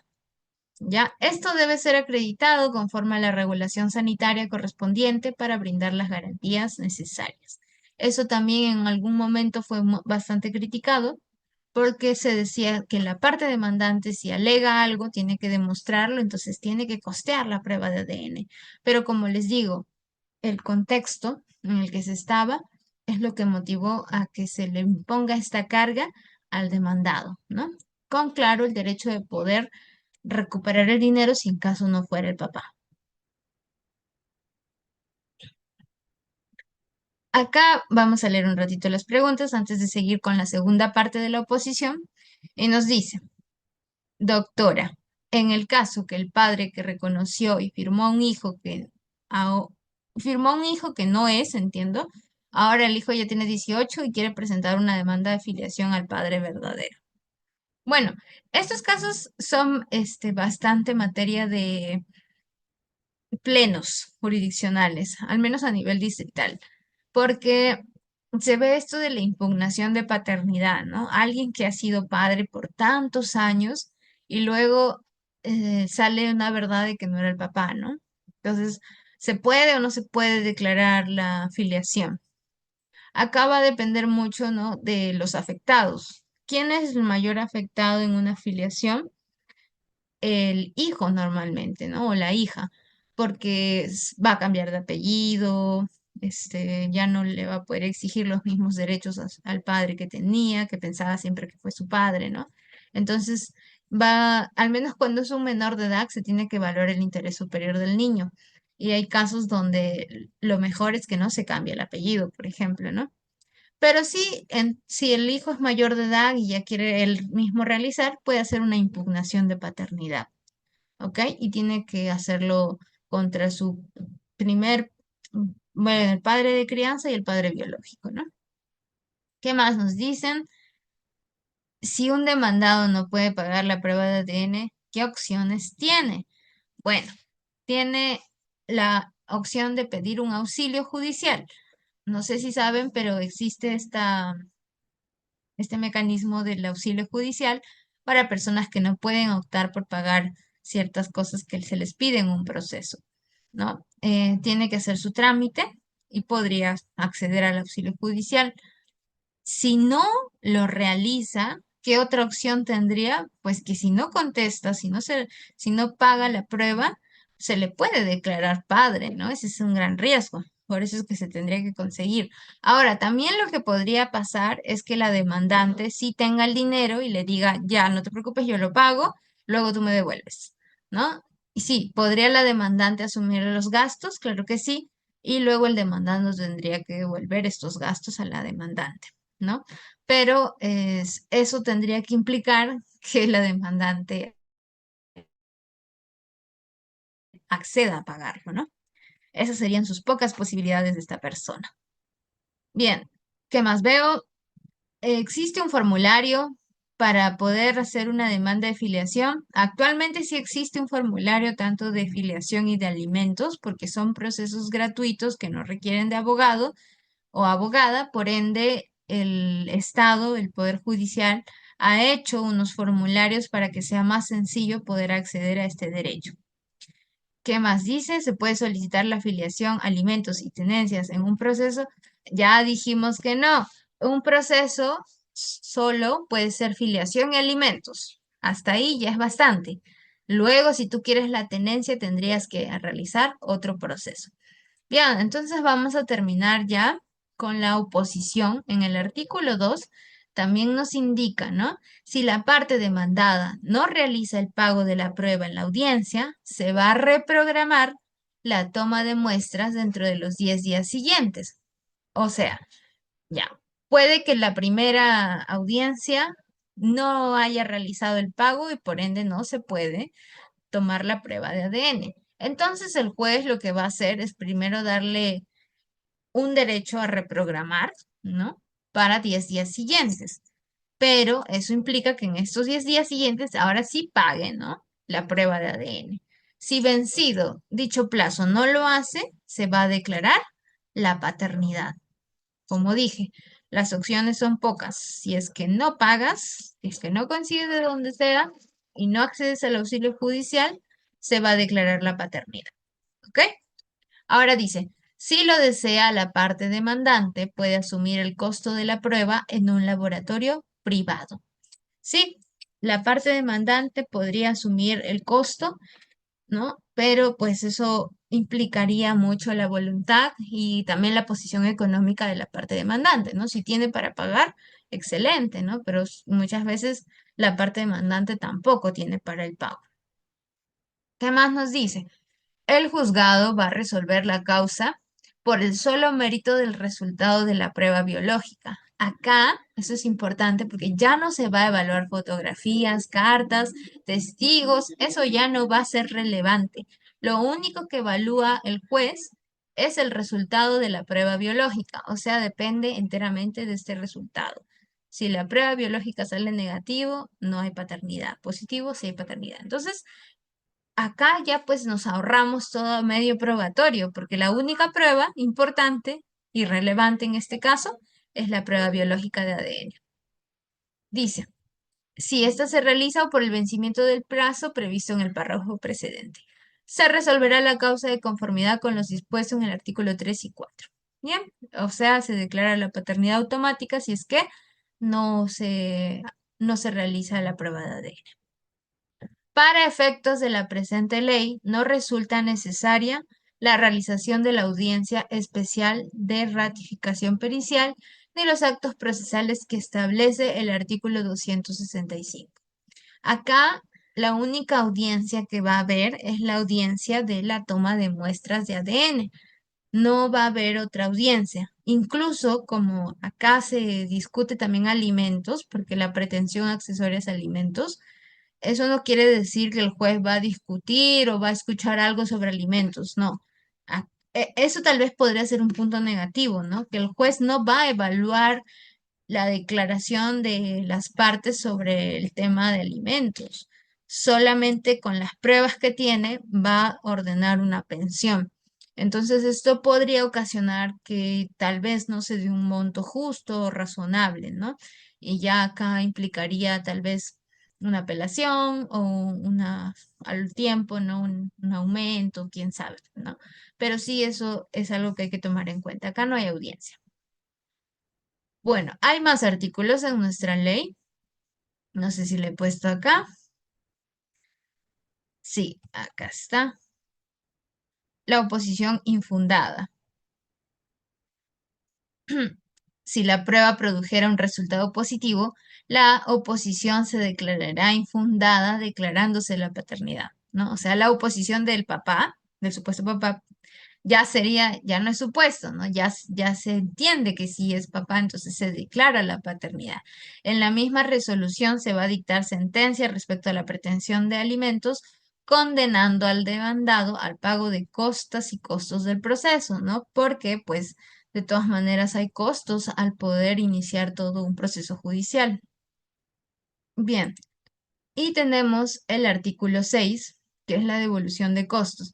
En esto que les decía, ¿no? Que si en caso la demandante quiera asumir ella los gastos, ella puede hacerlo, pero la parte demandada luego debe reintegrarle lo asumido en caso de que el resultado sea positivo a la paternidad. ¿Ok? Ahora, esta parte era algunas reflexiones sobre el proceso de filiación, ¿no? Creo que ya las hemos estado mencionando, pero hay bastantes reflexiones que nos puede traer estos cambios que hizo el proceso de filiación a lo largo del tiempo, al menos en nuestro país, ¿no? Uno de ellos, y el más importante creo yo, es que se haya incorporado la prueba biológica de ADN, ¿no? Porque es una prueba irrefutable, es una prueba que nosotros, es como que una prueba científica, ¿no? Donde ya no podemos discutir nada y decimos sí, es el padre o no, no lo es, ¿no? Entonces, eso ha sido muy positivo. Y también importante, ¿no? Que en el caso de que el papá no tenga domicilio conocido, la prueba se pueda realizar a otras personas, a otros familiares, ¿no? Y acá nuevamente recordemos, estamos justo hablando en la primera parte de la petición de herencia de un hijo que no ha sido reconocido. Entonces, si estamos hablando de petición de herencia, implica que ya el papá falleció, ¿no? Entonces, acá sí o sí, lo ideal sería que se realice la prueba de ADN a los hermanos, a los abuelos, ¿no? Para que pueda verse, ¿no? Si existe veracidad frente a esta declaratoria de filiación.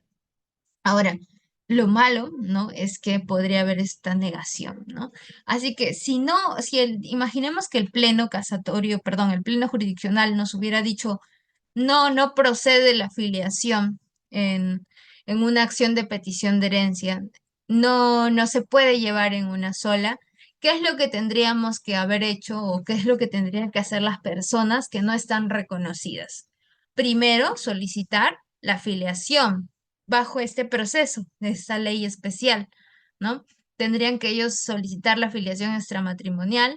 La demanda sería dirigida contra un hermano, contra un abuelo, ¿no? Entonces ya cambia la situación, ¿no? Este proceso se resolvería, ¿no? Y luego de esto recién iniciaría su proceso de acción de petición de herencia, ¿no? Cuando ya haya un reconocimiento de filiación. Pero esto pues implica dos procesos y bajo el criterio de los jueces, lo mejor era que todo se reduzca a un solo proceso, ¿no? Bien.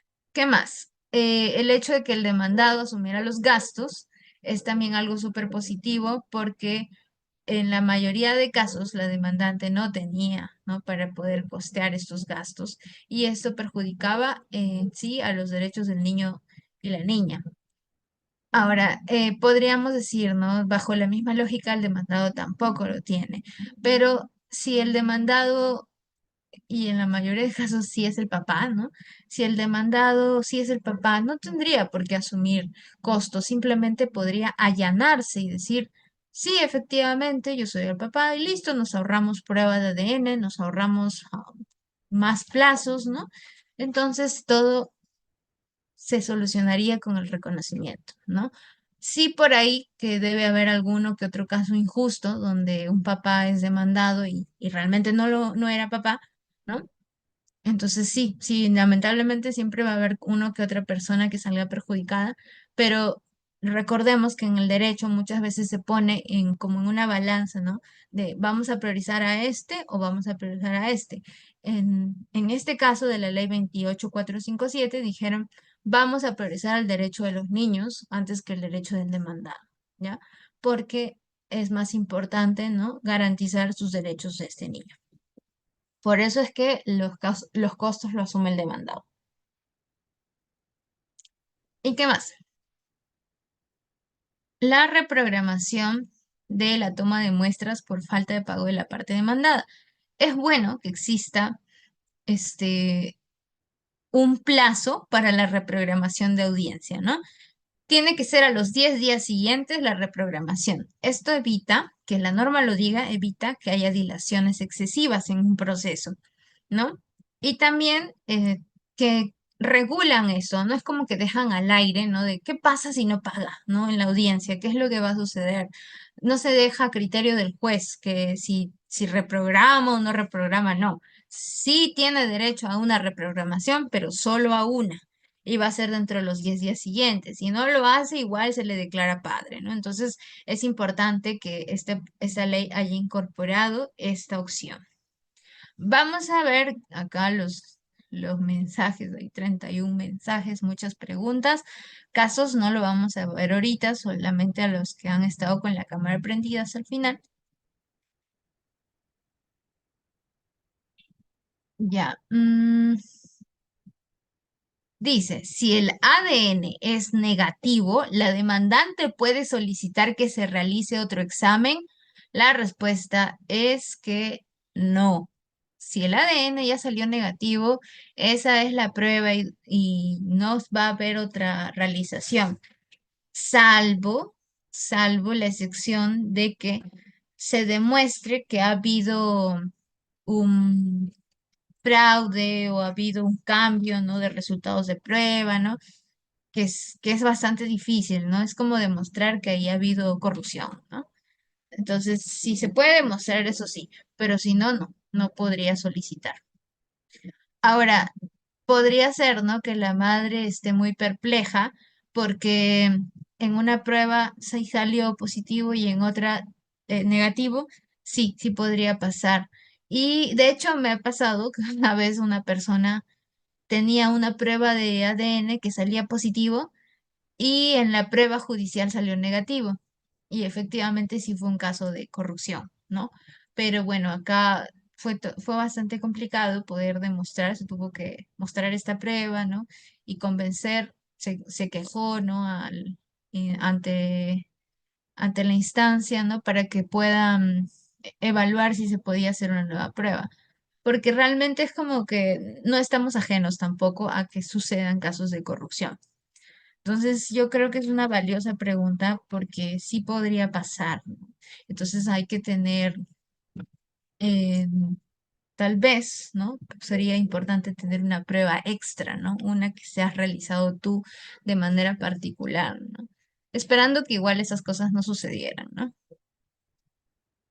Ya, hay una pregunta que dice, doctora, ¿qué pasa si el demandado no se presenta a la toma de muestras de ADN en varias ocasiones? Antes podía pasar eso, pero actualmente no puede pasar eso, porque si no se presenta a la primera, se reprograma y la segunda, si no se presenta, no paga, ya fue, se le declara padre. Entonces, no puede haber varias ocasiones, solo hay dos veces que puedes realizar esta audiencia y si no te presentas, ya fuiste declarado padre.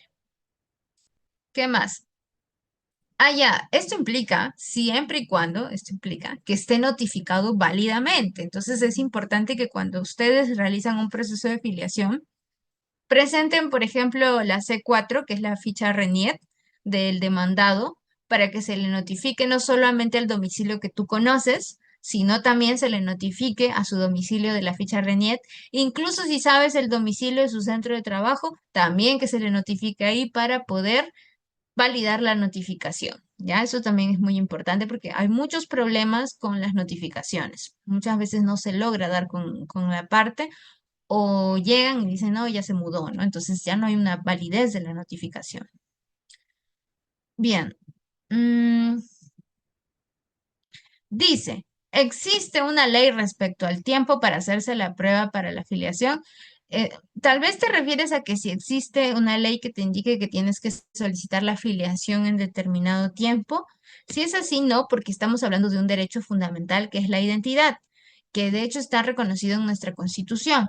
Entonces, no podemos nosotros decir ya tantos años pasan y va a prescribir si no solicitas la afiliación. No. Por eso es que muchos, ¿no? Hasta de adultos realizan recién la solicitud, la demanda de filiación extramatrimonial, porque no es imprescriptible, ¿ok? Perdón, no es prescriptible. No se requiere abogados, no se requiere abogados.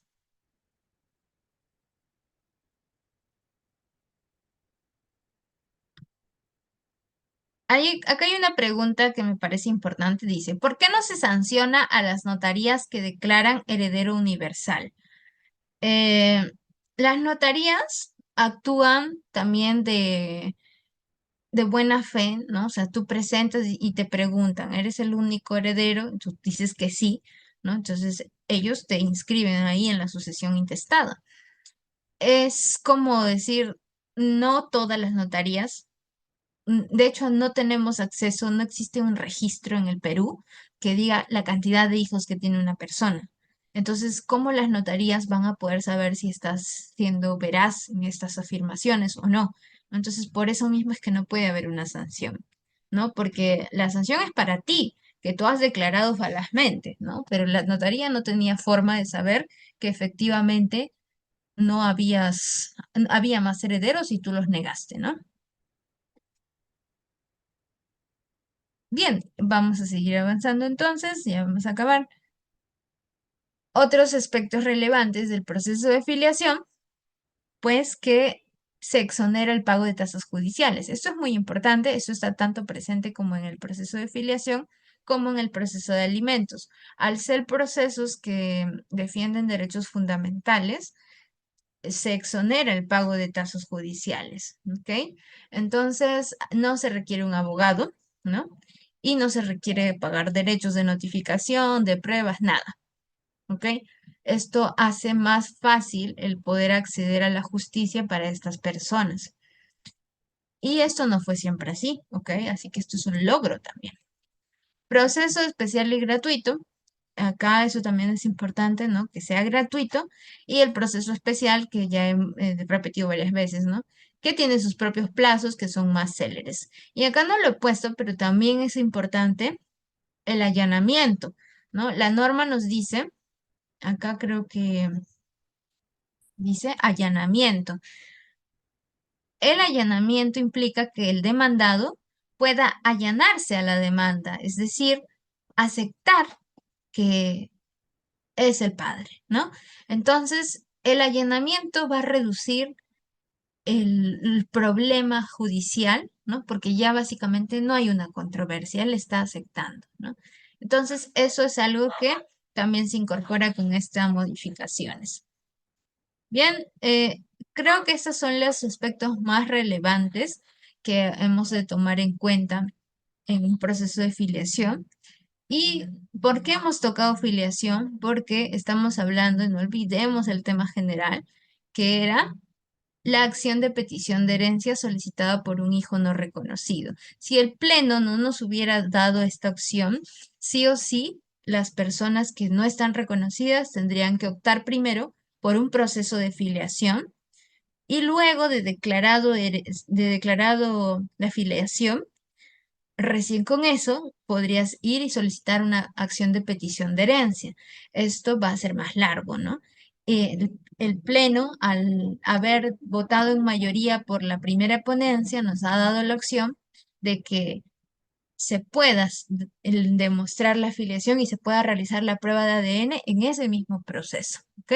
Entonces, eso puede ser tal vez para algunos muy controvertido, algunos podrán no estar de acuerdo, pero es lo que nos ha dicho el Pleno jurisdiccional y por ende lo que va a ser tomado en cuenta, al menos en la mayoría de casos, para aquí en adelante, ¿ok? Entonces, esa ha sido la exposición de hoy, ¿no? Hemos podido recordar tal vez temas de filiación, de sucesión, ¿no? Y entender, ¿no? Cuál es la posición que ha tomado, al menos a nivel del Poder Judicial, sobre esta acción de petición de herencia en caso de que un hijo o hija no esté reconocido. Entonces vamos a dar paso a las preguntas. Creo que tenemos, sí, tenemos 20 minutos. Vamos a darle prioridad a aquellos que levanten la mano. Si en que no hubiera levantado la mano, ya puedo seguir viendo las del chat. ¿Ok? Sí, Ah, pero doctora. ya levantaron la mano. Muchas gracias, doctora. Y estimados participantes, en estos momentos pueden levantar su manito, pero como ya se informó desde el inicio, primero se da prioridad a quien ha estado durante toda la sesión con cámara prendida. Por ejemplo, en estos momentos ha levantado Rocío Torres. Rocío, ¿cómo estás? Buenas noches. Usted ha estado con la cámara activa durante toda la sesión. Adelante, por favor, una pregunta. Gracias. Hola, buenas noches, doctora. Perdón la voz, estoy un poco tomada, pero la pregunta sería, ¿en qué momento durante la afiliación eh, se otorgan los alimentos? ¿El juez decide otorgar los alimentos o la cuota alimentaria? Porque no me queda claro si es al principio o cuando se sale la sentencia de afiliación. Gracias por la pregunta. Creo que es una buena pregunta porque en el proceso de alimentos, el de alimentos ya tiene reconocida la afiliación, ¿no? Ya la partida dice que sí es el papá. Acá existe esta medida de asignación anticipada en un proceso de alimentos. Eso quiere decir que antes de que acabe el proceso, antes de que haya una sentencia, ya adelantadamente el juez ha dicho, pueden dar, tienes que dar una pensión de tanto, ¿no? En el proceso de filiación no pasa así, porque acá no hay una presunción de paternidad, ¿no? Entonces vas a tener que esperar hasta la sentencia para poder saber cuánto es la pensión de alimentos, ¿no? Entonces, al momento que el juez saca la sentencia declarando la paternidad, también en esa misma sentencia se a, mm, a decir, ¿no? El monto específico de la pensión de alimentos. O también podría ser un porcentaje, ¿no? Dependiendo de cómo se haya solicitado. ¿Ya? Pero va a ser al final del proceso, al momento de la sentencia. Bien, pasamos a la siguiente pregunta. Muchas gracias, doctora. Ya saben, los que no se hayan matriculado van a tener los materiales. Claro, si te registras, los materiales, grabación y el certificado. Deja tu número de celular en el chat. Joana, ¿también has estado con cámara activa durante toda la sesión? Adelante, por favor, una pregunta. Gracias. ¿Puedes activar tu audio? Sí, está bien. Buenas noches, ¿se me escucha? Sí, adelante. Bueno, mi pregunta iba por lo siguiente, ¿no? Em, bueno, ya se preguntó algo similar con respecto a la rectificación, pero ¿qué pasaría en ese caso de, digamos, se rectifica una partida, el cónyuge o el esposo hace una nulidad de acto jurídico? ¿Cómo o sea, ¿cómo poder continuar? O sea, en el sentido de, mm, se rectificó la partida y, digamos, recién se estaba viendo desde foja cero, entonces, ¿cómo ver el tema de la herencia y ver lo demás si se ha hecho esa rectificación? No sé si se me entendió la pregunta. O sea que se han declarado herederos y tú has estado rectificando la partida, ya tienes la partida Claro, rectificada, o sea, pero está la la situación de que ya partida hay herederos. se ha habido, ya se ha estado viendo rectificado, digamos, ya ha estado en proceso de rectificado, pero justo fallece, digamos, la abuelita y ahora hay una herencia de por medio. Entonces, no solamente es el tema de la rectificación, ahora es el tema de la herencia. ¿Cómo hacer con el tema de los cónyuges? Porque uno de los cónyuges puede decir, no, pero como todo lo va a rectificar, tanto la partida de nacimiento como la partida de matrimonio, dejemos en foja cero, entonces todo es para mí. ¿Cómo poder hacer en ese caso para que o digamos, el otro cónyuge no se vea afectado? Porque hay una rectificación, hay una herencia, o sea, son dos cosas, sí, yo lo sé, pero ¿cómo poder hacerlo? O sea, no sé si se me entiende. Ya, cuando hay un derecho que todavía está en proceso, ¿no? Está en proceso judicial, el ver si se va a declarar o cambiar, ¿no? Esta partida. Entonces, con este proceso tienes que incorporarte, ¿no? Como un litis en el proceso de petición de herencia, en el proceso de declaratoria de herederos, ¿no? Para que se te considere también o para que no se pronuncien al respecto hasta que se acabe el primer proceso, ¿ok? Por eso es que a veces pasa que en procesos donde hay una sucesión, es decir, donde se busca declarar herederos, se puede tardar esto muchísimos años porque hay terceros que intervienen y dicen, no, yo también tengo derechos porque yo también soy heredero, solamente que estoy haciendo mi trámite o tengo acá otro proceso, ¿no? Donde se me va a demostrar mi calidad de heredero.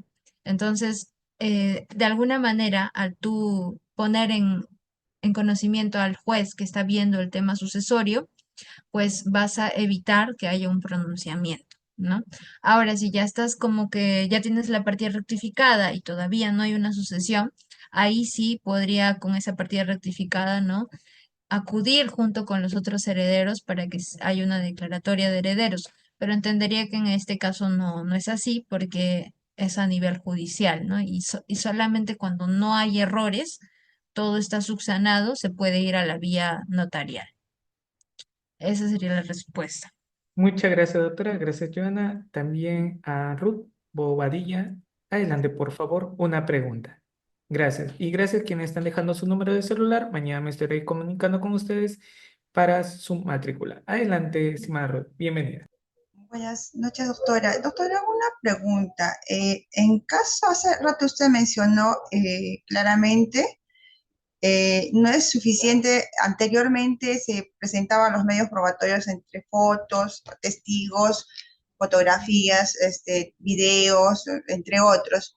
Y ahora usted lo ha mencionado que no es suficiente. ¿Qué hacer si en caso la madre ya falleció y el cuerpo fue cremado y los hijos, pues son 5 hijos que no tienen en su acta de nacimiento la firma del madre, ¿no? De la madre solo tiene del padre y no hay abuelos de parte de la mamá porque todos están fallecidos también y solo quedarían 2 hermanos, de todos los hermanos que tenía el señor solo tiene 2 hermanos y uno está fuera del país y uno pues está pues en la selva, ¿no? Y que no es incomunicable, como usted dice, ¿no? Lo que es la C4 es algo relevante para poder llegar a la notificación, pero pese a que C4 pues dice sin número y cómo hacer si en caso no se puede determinar lo que es la ubicación o la ubicuidad del demandado, ¿no? Que sería, por ejemplo, el tío, porque no hay otra persona más que podría demandar por una afiliación post-mortis, doctora. No sé cuál sería la salida, si en caso en el Código Civil, en el artículo 426, pues dice, ¿no? Si en caso no hay domicilio donde no se determine el demandado, pues es inadmisible pues la demanda, ¿no, doctora? Ya, sí, o sea, esto es bastante complejo y en realidad hay casos donde no se ubica la persona, ¿no? A- Acá el juez lo que va a hacer es pedirte que como sea consigas la dirección, ¿no? O incluso podrías tú solicitar realizar la notificación con el secretario, ¿no? Pero si está en la selva, ¿no? Tendrías que hacer el viaje, ¿no? Y solicitar que tú misma acudas con el personal de notificaciones para encontrar la casa, ¿no? Ahora, si es el caso de que tú tampoco sabes dónde domicilia, no sabes cómo encontrar ese domicilio, ahí sí es mucho más complejo porque tendrías que acudir a la otra parte que está en el extranjero, pero tiene que ser un familiar sí o sí. Y no, no hay forma de demostrar la afiliación, ¿no? Entonces, creo que esto es un gran problema porque al final es lo que va a determinar de cuánto dura un proceso o no, ¿no? Si se notifica a la parte extranjera, implica toda una notificación con exhorto, ¿no? Y implica que esto vaya a demorar tal vez unos 6 meses o un año en llegar la notificación y que la parte conteste y diga si se puede acercar o no, ¿no? O capaz se allane y te diga sí, sí es mi hermana, ¿no? Entonces, es, va a depender de cada caso en concreto, pero sí, la opción más fácil ahorita para mí es que vayas tal vez a acompañar al asistente de notificaciones y tú misma busques, ¿no? La dirección de quien está más cerca, que en este caso sería la persona que vive todavía en Perú, ¿no? Se puede solicitar una habilitación de notificación para que tú mismo acompañes al secretario o al asistente de notificaciones y realices esa notificación. Esa sería una salida, ¿no? Pero sí, creo que es bastante difícil y habría que averiguar más, ¿no? O sea, tal vez ver qué formas tienes, ¿no? Para poder ubicar a esta persona o también declararla, ¿no? Como totalmente desaparecida, ¿no? Sí, bueno, sigamos con la siguiente. Muchas gracias, doctora Karim. Estimado Camilo, adelante, por favor. Una pregunta. Gracias. Gracias, doctor Líder. Doctora Karim, buenas noches. Gusto de saludarla. Doctora, en relación a la primera pregunta y su respuesta de que en los casos de filiación acumulado con alimentos debe esperarse, ¿no? Por el juez que se expide la sentencia de filiación. Esto ocurre en la práctica de que los jueces otorgan una asignación provisional.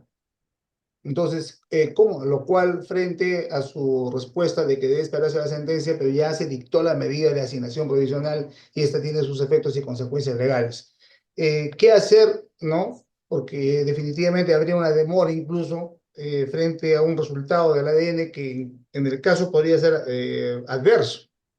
Pero ¿qué hacer frente a esta orden del juez, ¿no? Un amparo legal, un amparo casacional, digamos, para fundamentar la oposición o la apelación, en el sentido de que no procede, pues, ¿no? Esta asignación.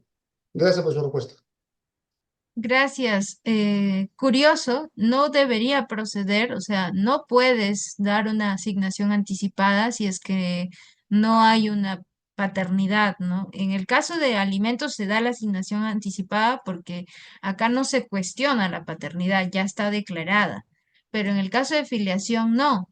Entonces, tienes dos opciones, como dices, hacer tal vez una acción de amparo, ¿no? O podrías también simplemente no hacer el depósito de esta asignación anticipada, simplemente no cumples con esta asignación anticipada hasta que se pronuncie la sentencia y te diga cuál es el monto, ¿no? Específico.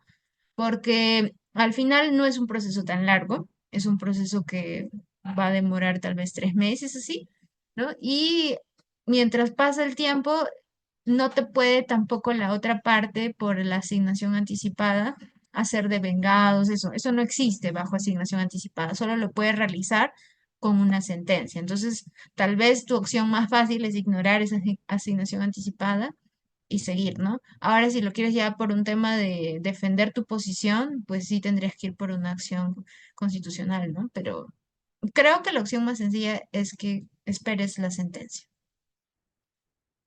Bien, pasamos con la siguiente pregunta. Sí, doctora, tenemos a Liliana. Liliana, adelante, por favor, una pregunta. Liliana, ¿puedes activar tu audio? Nuevamente te doy paso. Listo, Sí, adelante. Gracias. buenas noches, doctora. Buenas noches, doctor. Mi consulta es por un caso en concreto. ¿Qué pasa si un bien inmueble le dio el padre, ya fallecido, en vida a uno de sus hijos? Pero en este caso, ese hijo ha vivido su familia más de 30 años. ¿Qué es lo que prevalece? Ellos quieren hacer una prescripción adquisitiva. ¿Qué es lo que prevalece? ¿La petición de herencia o la prescripción adquisitiva por posesión de 30 años? Gracias. Gracias. Es una muy buena pregunta que tiene que ver mucho con reales también. Pero acá, por ejemplo, hay un derecho que es la legítima, ¿no?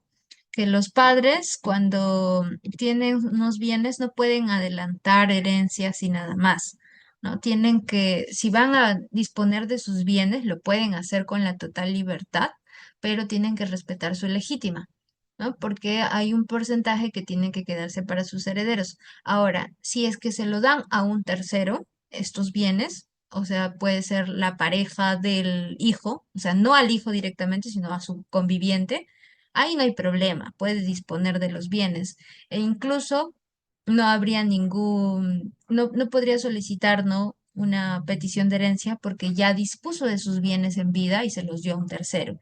Pero si fue directamente al hijo, ahí hay dos posiciones. Una es la de es imprescriptible la acción de petición de herencia y otra es la de la prescripción, ¿no? Si la prescripción la pide un tercero es mucho más sencillo, porque acá sí o sí se va a proteger la prescripción. Pero si la prescripción la pide el mismo heredero, ahí sí el juez va a tener que decidir si toma esa opción o no. Porque es un heredero y al final él conocía, ¿no? Que parte de estos bienes le correspondía también a sus otros coherederos. ¿Ya? Entonces, acá va a depender, ¿no? Si es que solamente está en posesión una persona que es heredera, si es que hay más personas, me dices que está toda la familia, entonces por ahí podría ser que la familia solicite por prescripción, ¿no? La titularidad de este bien, ¿no? Y a ellos sí se les puede dar porque ellos no tienen ninguna relación con la causante, ¿ok? Esa sería la respuesta.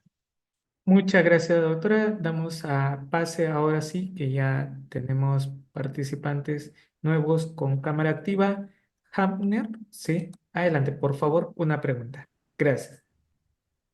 Gracias, doctora. Buenas noches. Muy excelente su ponencia. Mi pregunta concreta es lo siguiente. En una familia, el padre y la madre llegan a tener una hija. La hija es reconocida por el padre y la madre. En transcurso de un tiempo, un año, dos, se separan. La madre busca una nueva pareja y esa pareja lo reconoce nuevamente a este fundamentando, no, bueno, se acogió a una ley, creo que es por el terrorismo, cuando no tenían el reconocimiento, una cosa así, pero ya en otra municipalidad. Y los copia todo por igual, excepto el apellido del padre. Por ejemplo, el padre era apellido X y el otro padrastro, mejor dicho, lo reconoce con el apellido Y, pero le pone el mismo nombre, la misma fecha de nacimiento, la hora y todo. Solo la diferencia. La pregunta concreta es, ya la persona es mayor de edad, el padre inicial, el padre que es el padre legítimo, tiene sus bienes. Ahora ella aparece con el apellido Y, no con el apellido X. La pregunta es, cuando fallezca el padre, ¿ella vendrá a reclamar la herencia? Ahí, antes de que cortes el audio, el apellido que tiene actualmente esta persona es del segundo padre, ¿verdad? Así es, del padrastro, mejor dicho. Ay, ay, ay, ya. Y lo Bueno, han puesto, perdón, y lo han puesto el apellido cuando ella estaba pequeña, estaba de 5 años. Y ella Ujú. ha crecido con el nombre del padrastro y le han dicho que él es el papá y finalmente. Pero usted sabe que al final de cuentas todo se llega a saber y la pregunta es de que ya muere el padre original y tiene sus bienes, ¿ella podrá venir a reclamar como heredera? Esa es mi pregunta. Gracias. Ya, gracias. Buena pregunta. Acá, si es que hay una certeza de que efectivamente era el padre, este primero que tiene los bienes, acá tienes que hacer una impugnación de paternidad, ¿no? Porque el niño, que, bueno, ahora es adulto, ¿no? Ella, ¿no? Ya es adulta, recién ha conocido que o tiene que alogar eso, ¿no? Que recién ha conocido que no era su padre biológico este, sino era el otro. Entonces va a tener que impugnar la paternidad para que pueda ser reconocida con el primer apellido que tenía. Luego de eso, recién va a poder reclamar parte de la herencia. ¿Ya? Acá no se puede acumular porque es un proceso complejo el de impugnación. También implica la prueba de ADN. ¿Ya? Entonces, no es como que simplemente solicitar la afiliación porque ya tiene una afiliación reconocida por otro, ¿no? No es que le falta la firma, no, ya tiene un padre, supuestamente este es su padre biológico, entonces tiene que demandar a ambos, ¿no? Para que demuestren que efectivamente su verdadero padre es el otro, ¿no? Primero un proceso, luego ya te vas por los bienes, ¿no? La herencia. Y eso sí, que haya certeza, ¿no? Porque si no vas a iniciar todo un proceso costoso y al final tal vez no haya certeza de que efectivamente era el papá. Bien, bueno, tal vez una última pregunta y con eso acabamos. Sí, doctora, en sí no tenemos ninguna pregunta adicional, no levantó su manito. Doctora Karin Tamara, como siempre, muchas gracias por su brillante exposición. Nos vemos en una siguiente sesión de clase con Uriápolis. Cuídese, que Dios le bendiga y ya estamos en contacto. Muchas gracias, Ryder, y gracias a todos los que han estado participando, escribiendo. Espero que tengan unas buenas noches y que pasen una bonita Navidad. Hasta luego. Cuídense.